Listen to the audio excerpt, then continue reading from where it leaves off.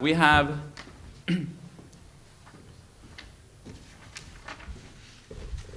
Dr. Majdi,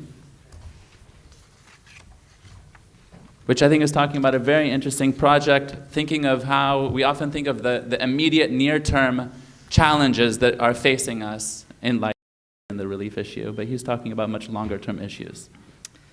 Okay, thank you. Good afternoon. What a pleasure to be here with such a great community. In fact, I couldn't think of a nicer start than borrowing a couple of sentences from Ms. Gerard's talk in the morning about UNHCR interest in going into more sustainable and more long-term vision now that the major shock of refugees has been absorbed.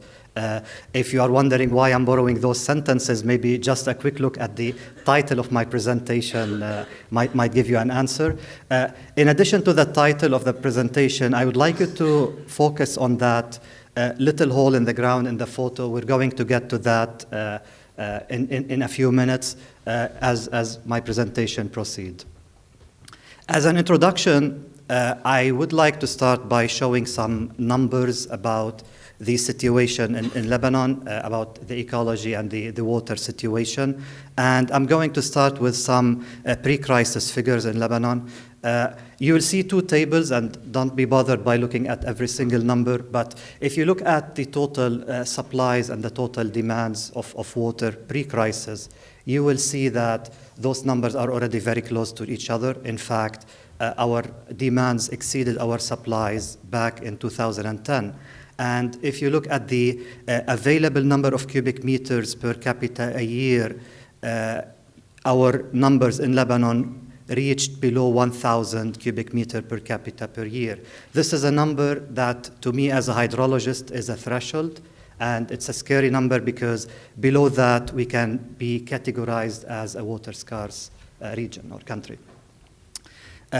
Going more into sanitation, which is the main title of what I'm going to be talking about today, 60% was the number in 2010 for wastewater network coverage. And guess what? Only 8% of the wastewater was treated. The other is basically disposed untreated into our ecosystem. This is just a list of some of the wastewater treatment plants. If you look at them, most of them has under status, either ongoing or planned. Now, moving a bit into the crisis, 41% of refugees have access to flush toilet as compared to 83% of the Lebanese. This is according to a 2016 UNHCR report. More interestingly, if you look at the three different modes of refugees, around 16% of refugees living in residential apartments have access to unimproved latrines, compared to 42% and 57% in non-residential and informal settlements. All these are numbers from the 2017-2020 Lebanon Crisis Response Plan report. More scary to me was this graph that you would see. You would see a spike in the ITSs, or the informal tented settlements, which grew in number from something around 1,000 in April 2014 into something around 5,000 in December 2015. Some of those are settlements of only 4 tents, so don't get too scared that the number of people actually quadrupled, but the number of settlement did actually increase. Now, if you look at this and you look at the percentage of access to unimproved latrines, then this is becoming scary to me. A quick look also into the graph above, which shows the percentages of all communicable disease which has water or food as their origin. So these are the waterborne diseases. You can see a slight increasing trend. And more interestingly, also to me as a hydrologist, you can see the peaks are in the right time that we expect them.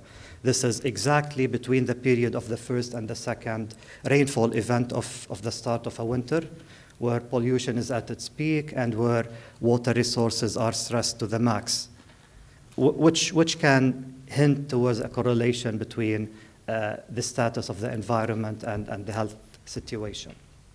So this kept me asking several questions that I thought it was interesting to look at. How can Lebanon's fragile ecosystem absorb the environmental load from the wash sector?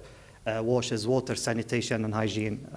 How to deal with the extra 35 to 56 million cubic meters per year of wastewater, according to 2014 predictions. How to deal with 40,000 of extra BOD per year. BOD standing for biological oxygen demand, an indicator that we use for wastewater quantification. Are things getting better? In fact, 23% have no access to bathrooms in 2016 compared to only 10% in 2015. And can current interventions cope with dramatic developments? Are they enough? So these are some of the questions that for the past 4 years I've been trying to work on. Back to the picture, I took this picture around 4 years ago when I visited the first Syrian refugee camp in Sar'in. This is basically the bathroom. It's nothing but a hole in the ground, as you can see. And that was the first shock that I got out of visiting a Syrian refugee camp. To me, as somebody who teaches hydrology and environmental application, this is a worst-case scenario. And for those of you who don't know the area there, who knows how deep the water is in a place like Sar'in and Biqa or in Bar Ilyas or in others? 10 to 15 meters, exactly. So it's not deep. It's not something that is, it's fine.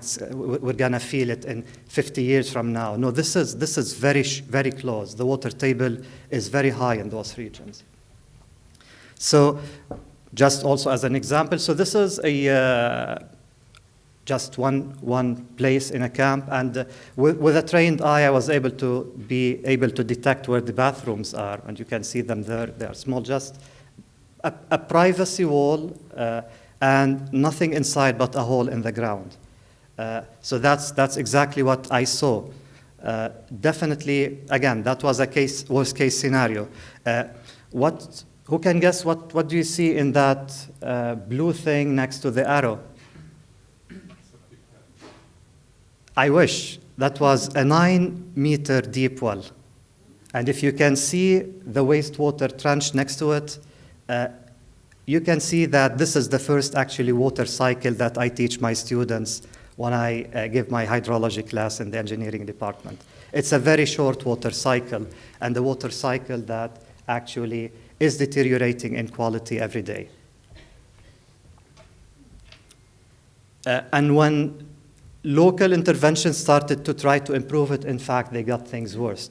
So some people tried to put some plastic mats and try to basically drain the bathrooms and then have someone to come and collect them every now and then. And this hole became a place for solid waste as well. And since they used plastic, which is a bad material with solar radiation, the entire system collapsed and caused actually a bigger environmental problem. As funding agencies became more and more aware of the sanitation problem, you started seeing more of those closed system where you have a more private space and basically a tank which collects the wastewater, and then somebody would come every now and then and would pump those water or wastewater out and dispose it, hopefully to a better place, but you will see later where. So I started being active with this, with close collaboration with the Center of Civic Engagement, and we started building some modular systems. So we started building systems that looks like this. Our design concept was to build in modularity, systems that you can basically multiply by 5, 10, 20, as much as you want, and systems that you can assemble and disassemble as quickly as you can. So these are some of the photos. Now, a reality check. I started asking how sustainable this thing is. And is this system compatible with the socioeconomic and ecological landscape that we have? If you look at this cartoon next to it, you would see that I want you to remember now the number 8%. This is how much we treat our wastewater. What happens to the remaining 92? Openly dumped, exactly. So I started thinking, well, all aid agencies did a commendable job taking us from this hole-in-the-ground system into this definitely better system. But is this, now that we have the luxury of sitting down and reflecting, is this enough? Aren't we just simply diverting our wastewater from the immediate vicinity of the camp into our ecosystem, rivers, lakes, and eventually the Mediterranean or our groundwaters? So in the absence of wastewater treatment plant, let's have a closer look at what is it that we are disposing. Each one of us sees wastewater as something disgusting, right? It's yucky, no one wants to even be next to it. But guess what? Wastewater is an open buffet for microbes and for other elements. It's like providing an infinite amount of food. So what we were actually disposing is basically nutrients. So we started to think of it as an opportunity. And what we were doing wrong is that we were trying to close the loop of sanitation with the wrong environment. We were trying to close the loop with ecosystem. So I started thinking, well, why don't we close it with agriculture? So isn't a closed loop ecological sanitation hygiene a safer option?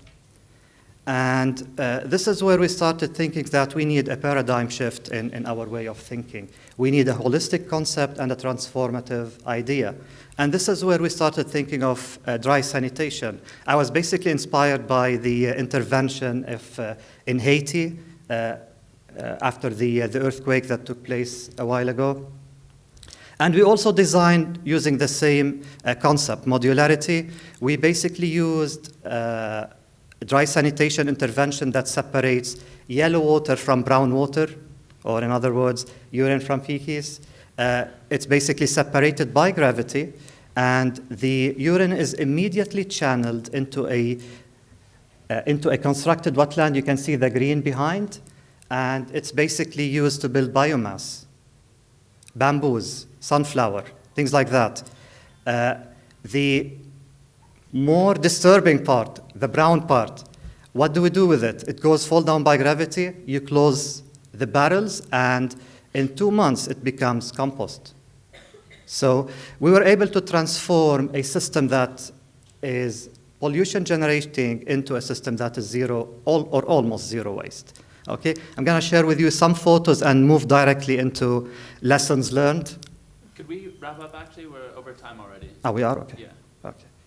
So all these are some of the photos. I just want to show this was actually the only green area in the entire camp. So lessons learned, we need to think about life cycle assessment, the full life cycle assessment of the entire sanitation process. And I have to end by going back to my nerdy roots. Being an engineer, environmental systems are not linear. And that's something I need to stress. In other words, saving the last 1,000 or 10,000 flushes a day is not just linearly as important as saving the first. It is much, much, much more important. Thank you so much for your attention.